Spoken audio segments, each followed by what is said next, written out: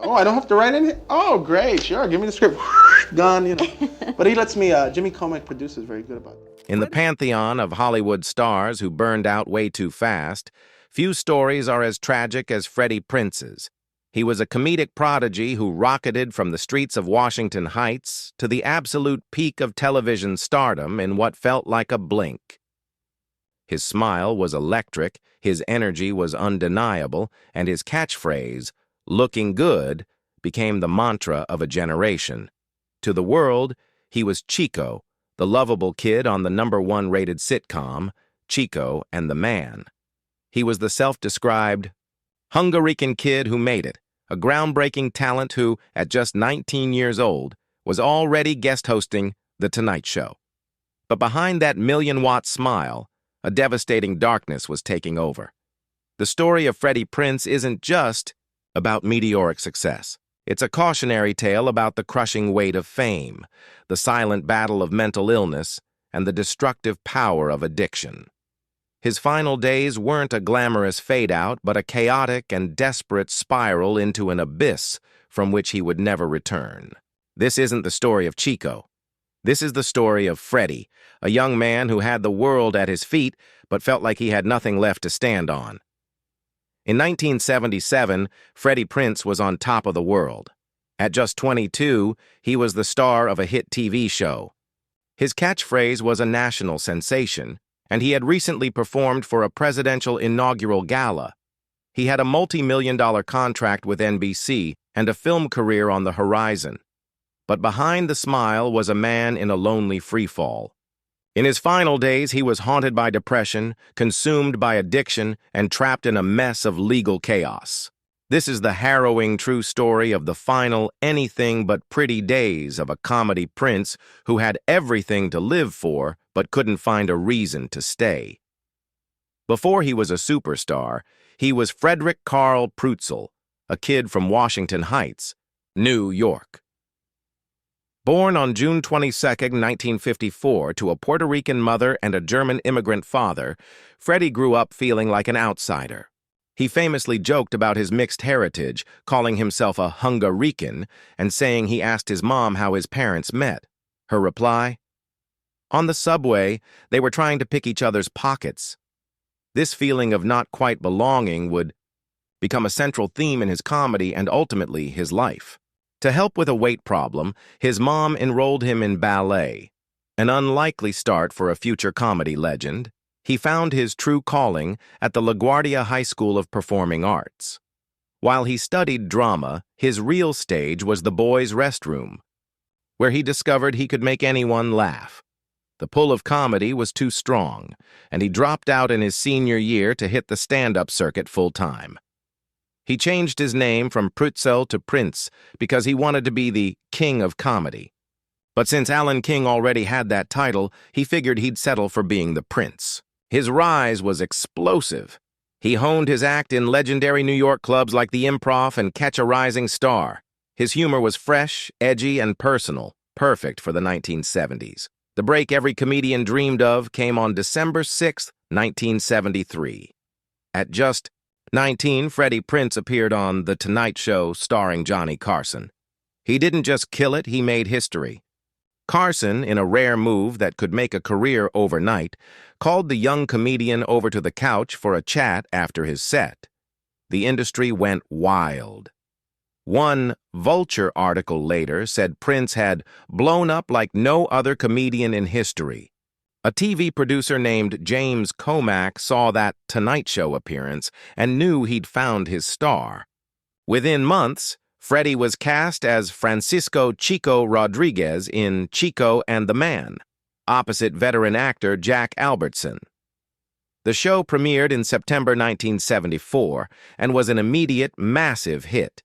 It was groundbreaking, featuring a Latino lead, and tackling issues of race and generational divides with humor and heart.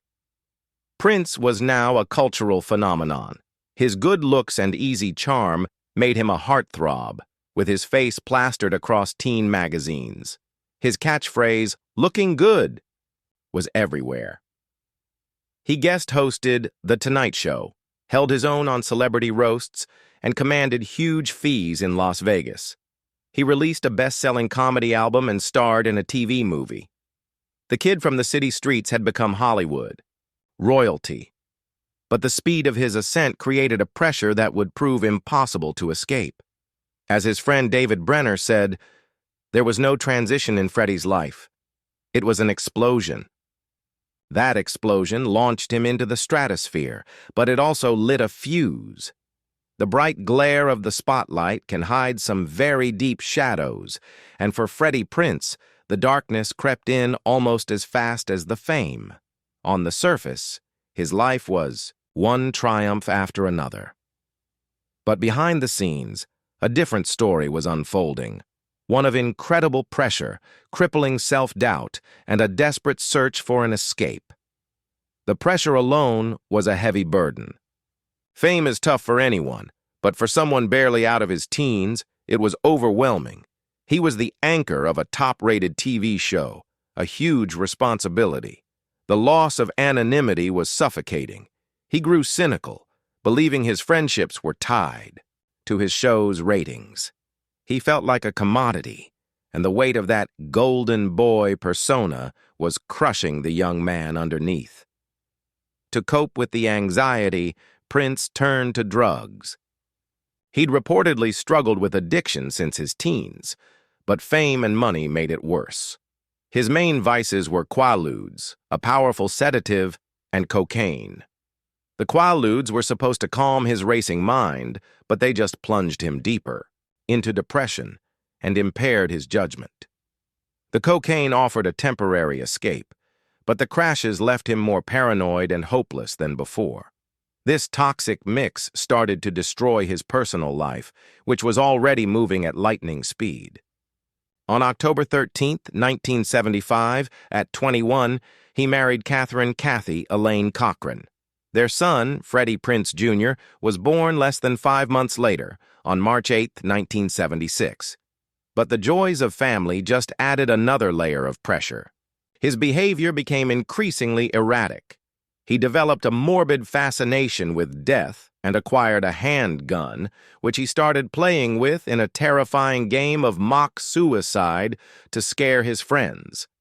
It was a shocking cry for help that many dismissed as just dark humor. His legal troubles started to pile up, too.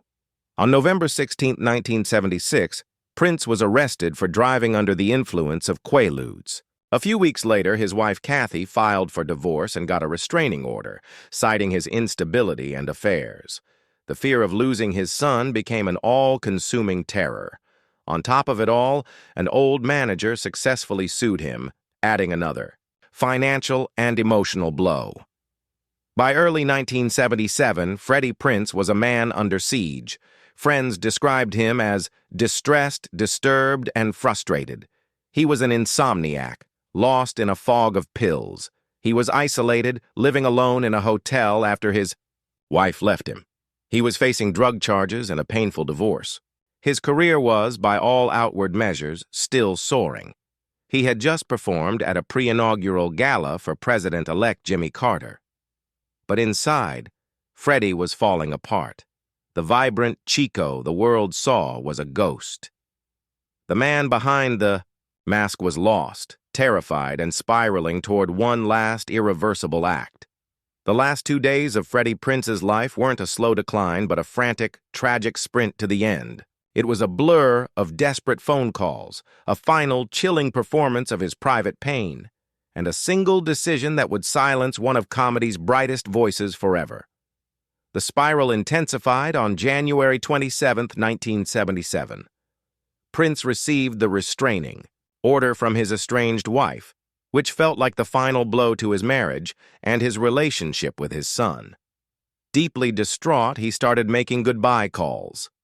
These weren't subtle hints. They were direct declarations. He called his parents and his psychiatrist. He called his personal secretary, who was so alarmed she rushed to his suite at the Beverly Comstock Hotel. He also called his business manager, Marvin "Dusty" Snyder, and repeated his threats. Snyder hurried to the hotel to try and talk him down, finding Prinze on the edge. Despite Snyder's pleas, Freddie kept calling people. He got his mother on the phone and told her, "Mom, I love you very much, but I can't go on." Around 3:30 a.m. on January 28th, he made the most fateful call to his estranged wife, Kathy. "I love you. I love the baby," he told her. "But I need to find peace, and I can't go on." After hanging up, the mood in the hotel suite turned grim. As his manager sat horrified on the sofa, Prinze reached into the cushions and pulled out a .32 caliber pistol. Snyder begged him to stop. "Think about your mother," he urged. "Think about your son." But Freddie was gone, locked in his own world of pain. He put the gun to his temple. A single shot cracked the silence. Prinze was rushed to the UCLA Medical Center, where he was put on life support after emergency surgery. For 33 hours, he lay in a coma as his family, including his mother. And his friend, singer Tony Orlando, kept a heartbreaking vigil. A priest administered the last rites. But the brain damage was catastrophic. With no hope of recovery, his family made the agonizing decision to remove him from life support. At 1 p.m. on Saturday, January 29, 1977, Freddie Prinze was pronounced dead. He was 22 years old. In his apartment, police found a note. It was short and direct. "I must end it. There's no hope left. I'll be at peace. My decision totally." He added a postscript. "I'm sorry. Forgive me. Dusty's here. He's innocent. He cared." The Prince of Comedy was gone. Freddie Prinze's death sent shockwaves through Hollywood, but the tragedy was immediately followed by a bitter controversy. Was it suicide or a tragic accident? The battle to define his final act would last for years. The official ruling in 1977 was swift: suicide. The evidence seemed clear. He had made numerous farewell calls and left a suicide note. For the authorities and the public, the case was tragically closed, but his mother, Maria, refused to accept it. She believed Freddie, despite everything, would not have intentionally left his 10-month-old son. She argued his death was a fatal mistake, a prank gone wrong while under the influence of drugs. Friends confirmed his history of playing mock suicide with his gun. They claimed that on that final night, high on Quaaludes, he might have been performing that same sick joke, forgetting a bullet was in the chamber. This wasn't just about grief, it was also about money. Prinze had several life insurance policies that wouldn't pay out for a suicide. The family filed malpractice lawsuits against his doctors, alleging they overprescribed Quaaludes and negligently allowed a depressed man to have a gun. In 1981, they received a settlement of nearly $1 million from the doctors. This paved the way for a legal battle with the insurance companies. In 1983, a civil jury heard testimony about his drug use and his history of playing with the gun. In a stunning reversal, the jury ruled his death was not suicide but medication-induced and accidental. This forced the insurance companies to pay out an additional $200,000. Freddie Prinze's legacy is twofold. There is the memory of the comedic trailblazer who brought a Latino lead to primetime television and made a nation laugh. But there's also the cautionary tale. His story became a stark reminder of the intense pressures on young stars, the dangers of untreated mental illness, and a medical system that sometimes fails those it's meant to protect. His son, Freddie Prinze, Jr., was less than a year old when his father died. Raised far from Hollywood, he eventually became a successful actor himself, but has spoken about the difficulty of his father's legacy. He admitted he was hesitant to enter the industry because of what it had done to my dad. In many ways, Freddie Jr.'s successful career and stable family life serve as a quiet, hopeful counter-narrative to his father's tragic end. Decades later, the question of what truly happened that night remains. Was it the deliberate act of a man out of hope? Or the final, fatal mistake of a young mind so clouded by drugs and despair he couldn't see the line between a dark joke and reality? Perhaps the truth is somewhere in between. What is certain is that the final days of Freddie Prinze were anything but pretty. A raw, painful end to a life that burned so brilliantly and so briefly. Hollywood history is full of incredible highs and devastating lows. If you find these stories as fascinating as we do, make sure to subscribe and join the conversation below. Thanks for watching.